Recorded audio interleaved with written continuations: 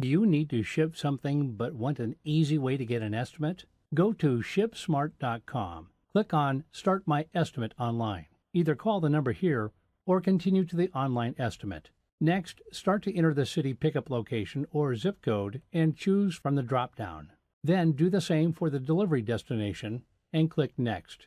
I want to ship 5 small boxes, so I will enter small and choose Book/small boxes from the drop-down. Now enter a quantity, then click on Add Item. To the right, the items have been added. Enter another item if you have something different to ship and click Add Item. When finished, click Next. Add your contact name and email and ShipSmart will send you a copy of your estimate. When you're done, click Finish. Here is your shipping estimate. Pretty cool, huh? If you're ready to ship, enter the information to the right and click on Book Your Shipment. It's as easy as that at ShipSmart.com.